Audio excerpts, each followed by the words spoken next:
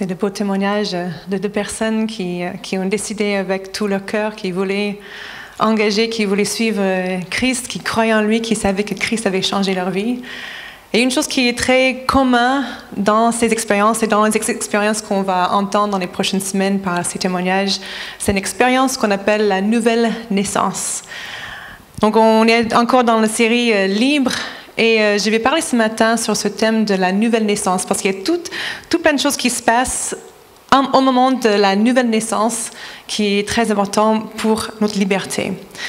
Moi, en tant que femme et maman, je ne peux pas penser à cette idée de la nouvelle naissance spirituelle sans faire le lien aussi avec l'expérience de la naissance d'un enfant.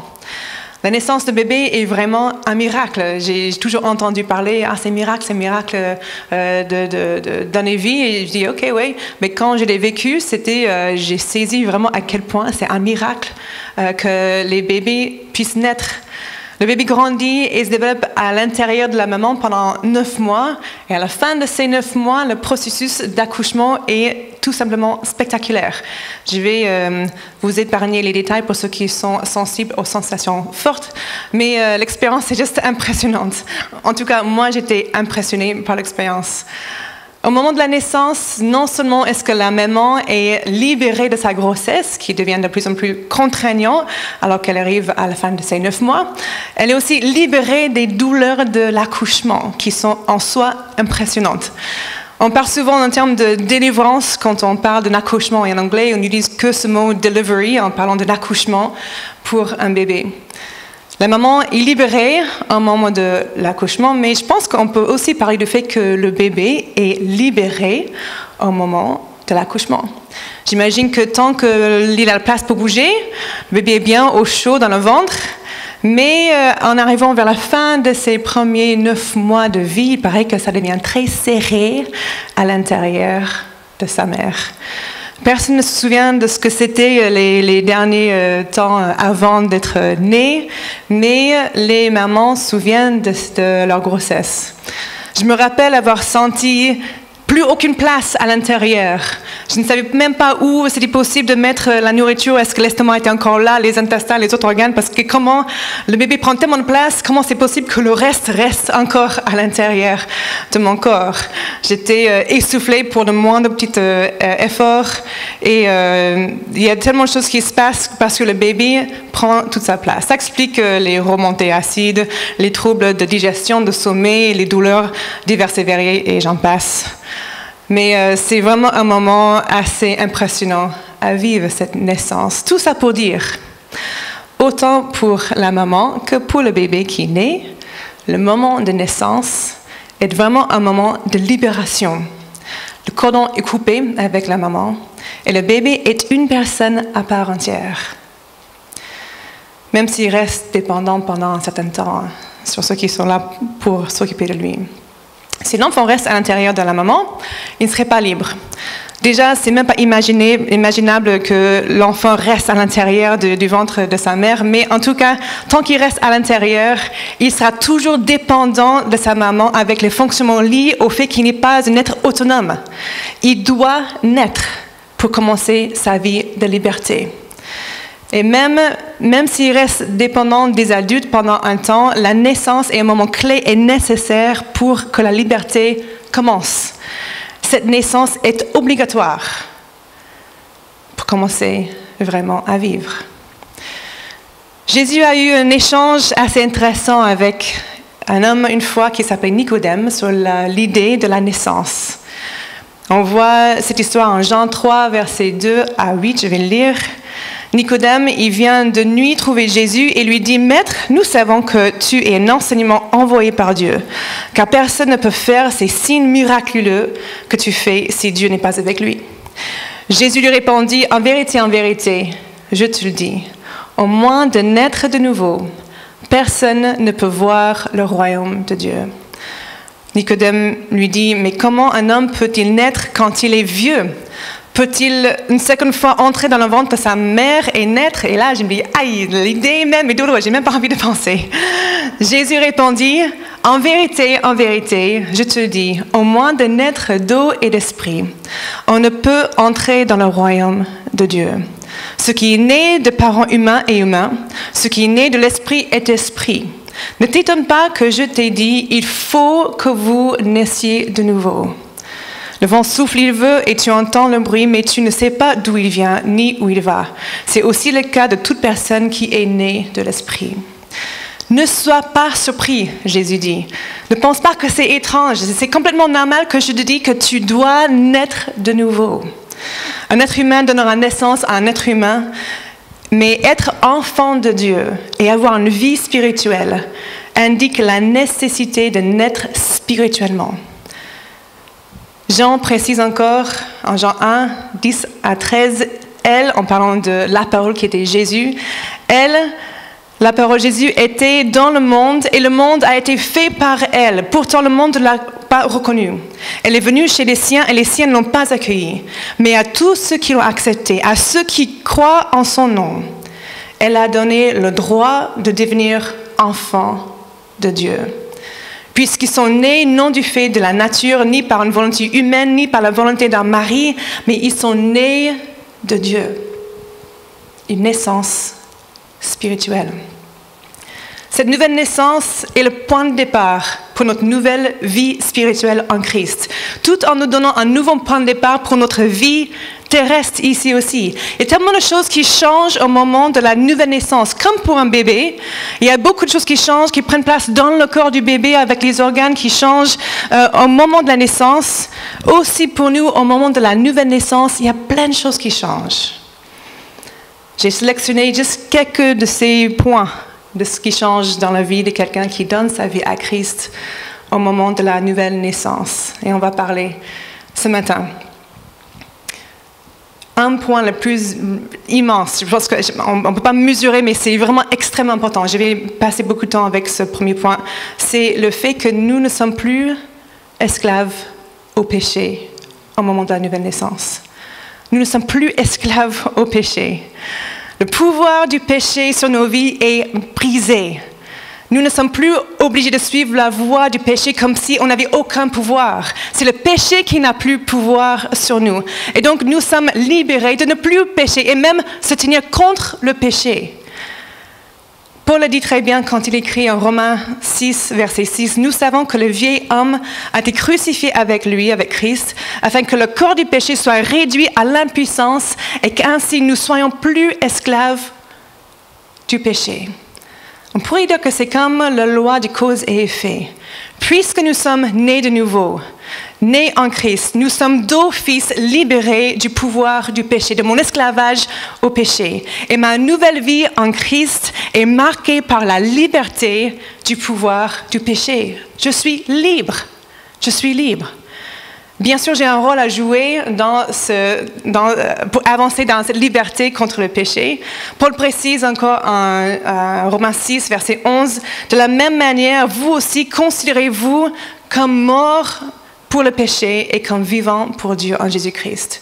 Que le péché ne règne donc plus dans votre corps mortel pour vous soumettre à lui par ses désirs.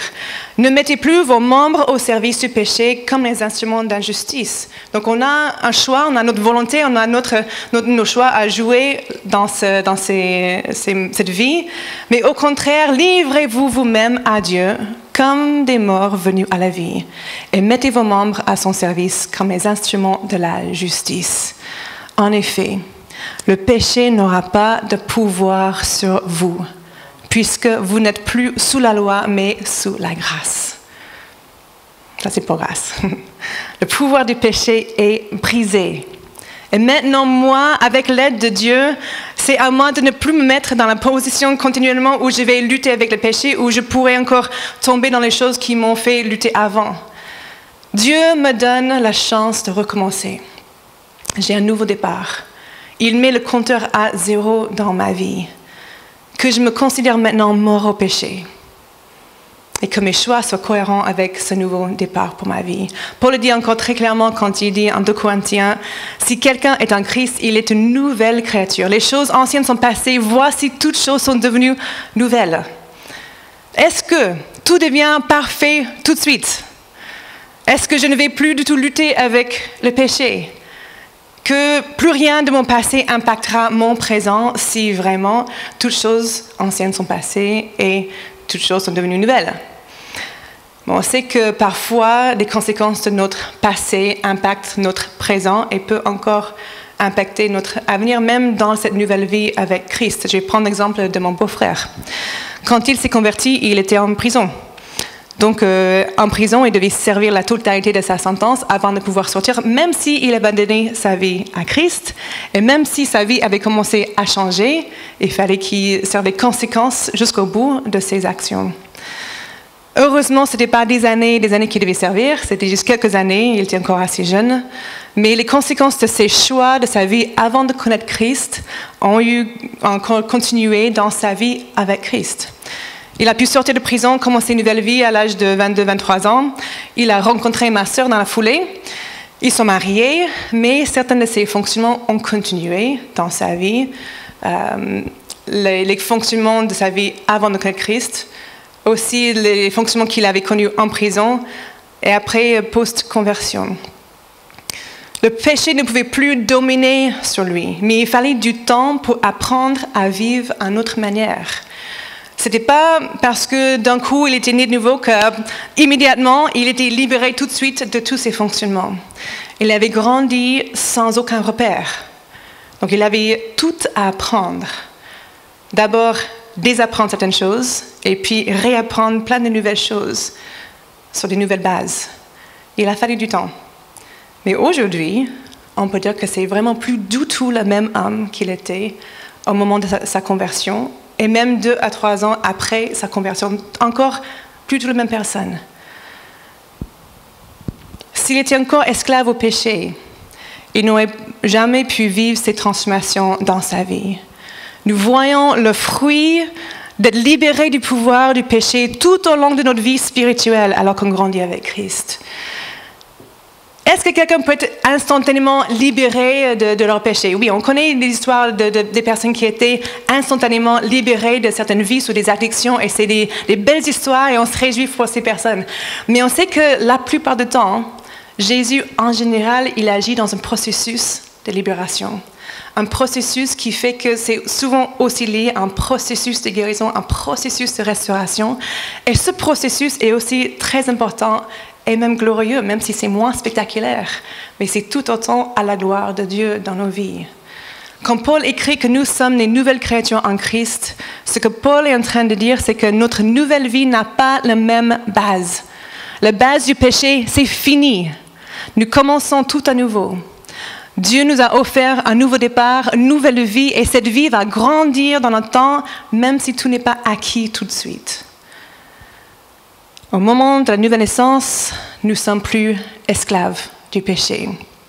Mais comme si ce n'était pas déjà incroyable tout ça, ce n'est pas tout. Nous entrons dans cette nouvelle vie aussi sans dette, puisque tous nos péchés sont pardonnés. Nous entrons dans cette vie sans dette. Tous les erreurs de notre passé effacées. Non seulement nous commençons sur une nouvelle base, celle de la justice, mais pour notre avenir, tous les erreurs de notre passé sont aussi complètement enlevés de notre compte. Le prix que nous aurions dû payer pour nos propres offenses a été payé à notre place par Dieu lui-même. Et c'est lui qui nous donne cette vie en lui. Notre dette a été payée. Imagine que ta dette de prêt immobilier ou d'une dette d'études ou une dette de voiture ou peu importe cette dette, si tu as une dette quelconque aujourd'hui, imagine que cette dette est complètement payée pour toi. Tu sens comment maintenant? Waouh! Toute la dette enlevée, payée. Quel soulagement, une dette de peut-être 10 ans, 20 ans, 30 ans, effacée, payée par quelqu'un d'autre. Mais c'est incroyable. Tu sentirais peut-être plus léger, peut-être plus optimiste pour l'avenir, un poids financier en moins. C'est incroyable. Ok, c'est sympa comme idée.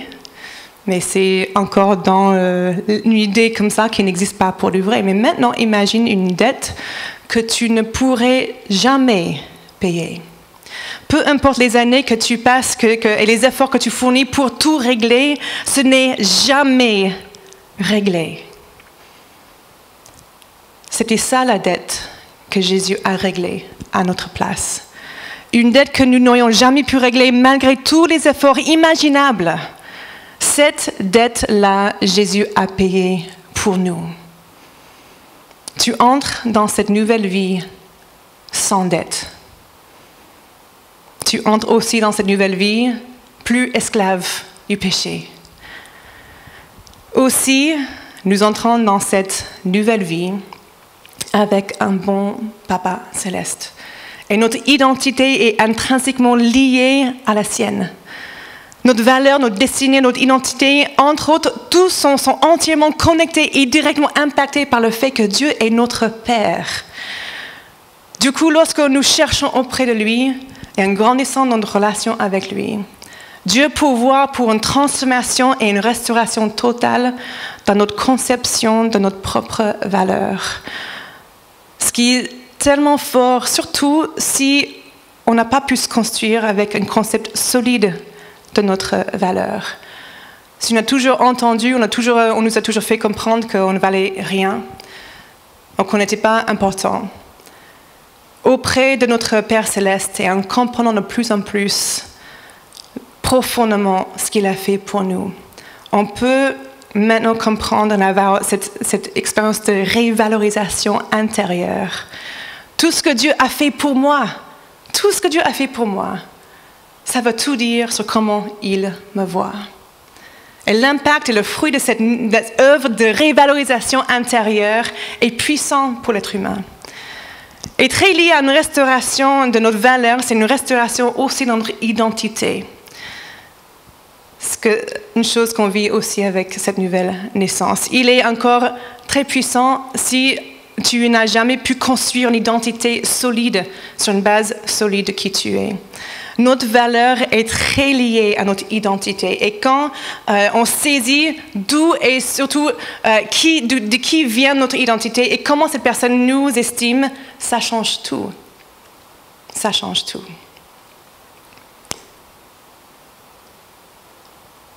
Dieu restaure notre identité, il restaure notre valeur. Et notre identité transformée impacte directement notre façon de voir qui nous sommes. Aussi en lui, notre destinée est pleinement et désormais liée à Christ. Il a gagné une fois pour tout sur le péché, sur la mort.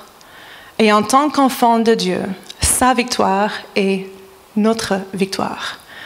Donc nous n'avons plus la même perspective de notre avenir et de ce qui nous attend. Le monde peut être secoué, on a parlé de ça déjà ce matin, et il est secoué en ce moment, entre la violence, la maladie, les incertitudes dans le monde politique, les nations qui nous entourent. On a de quoi être secoué. Mais puisque Dieu est notre Père, nous pouvons dire comme le psalmiste, « Mais moi, je me confie en toi, Éternel. Je dis, tu es mon Dieu, mes destinées sont dans ta main. Mes destinées sont dans ta main. Délivre-moi de mes ennemis et de mes persécuteurs. » J'ai échangé cette semaine avec quelqu'un qui m'a dit « Je me sens privilégiée d'avoir Dieu dans ma vie, car il me donne et nous donne la sérénité et un autre regard sur les événements.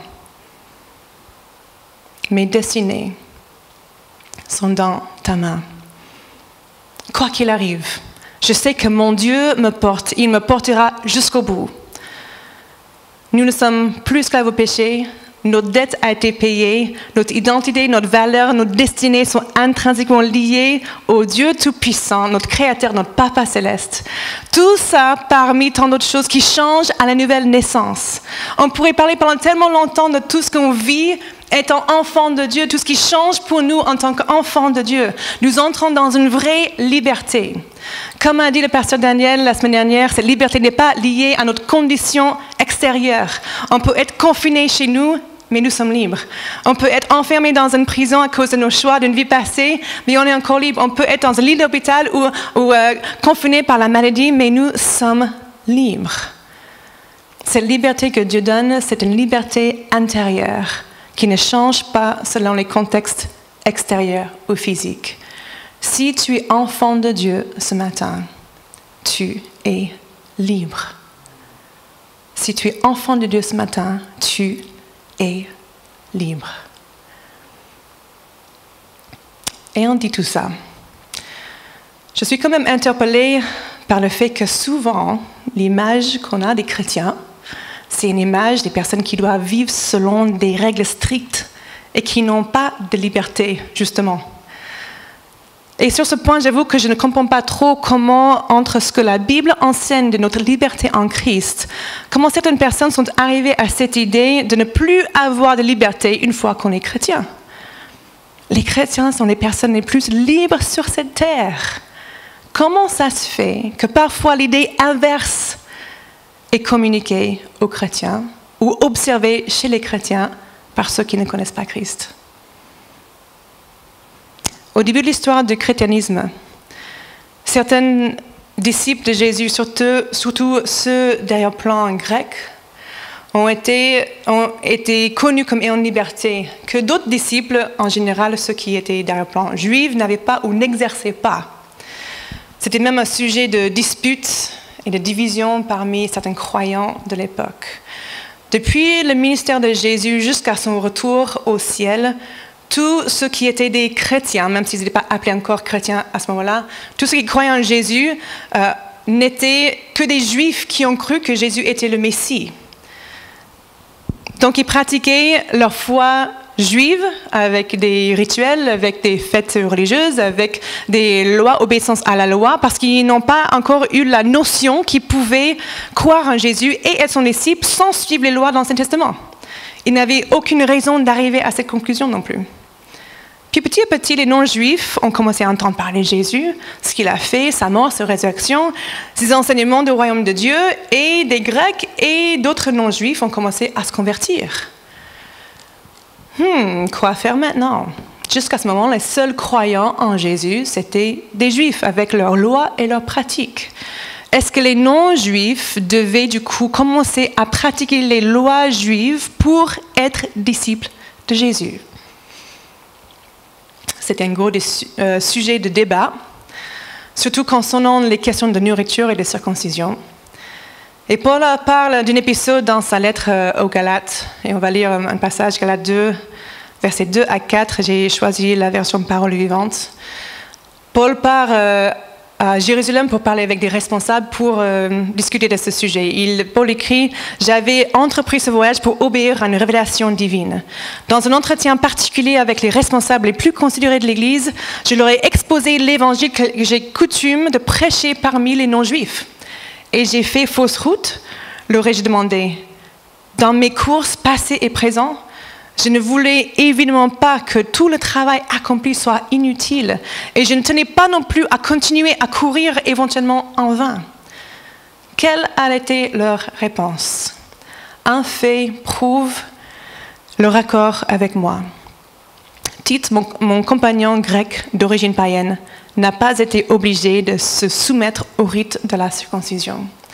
D'ailleurs, cette question ne se serait même pas posée si certains faux frères ne s'étaient pas surrepticement introduits dans l'Église pour nous espionner.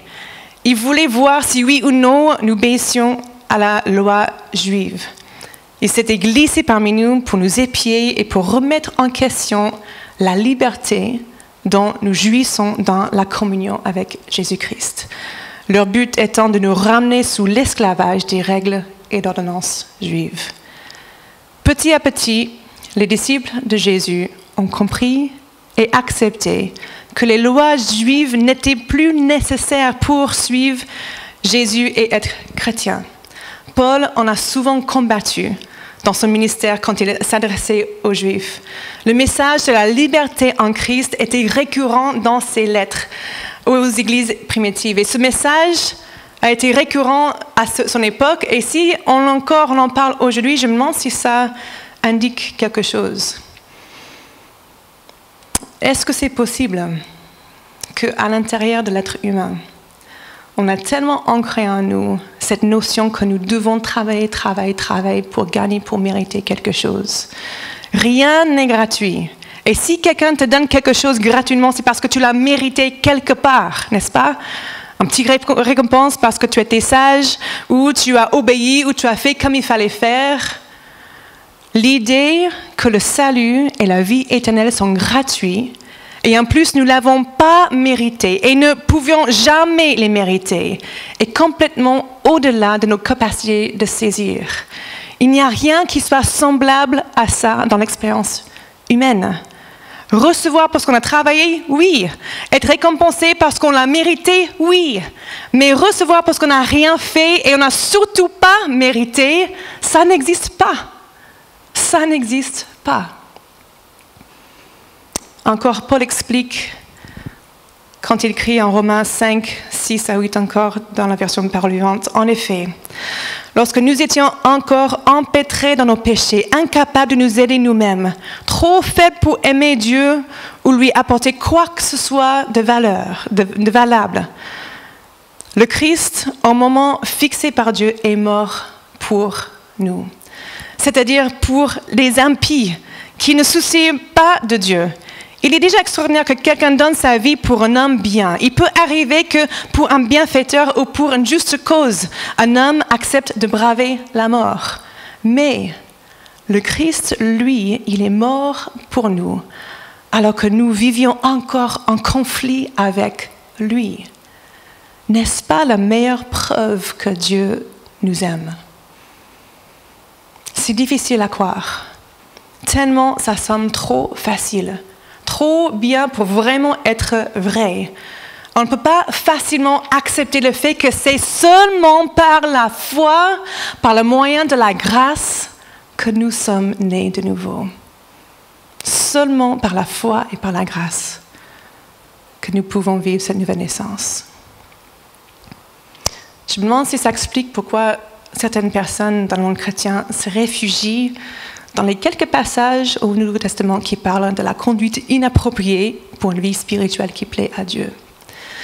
On voit tout ce qu'on n'a pas le droit de faire et puis on fait notre plus grand effort pour travailler, pour se sentir mieux parce qu'on a fait un effort pour en travailler, pour se retenir alors que les non-chrétiens, ils font la fête, c'est ça?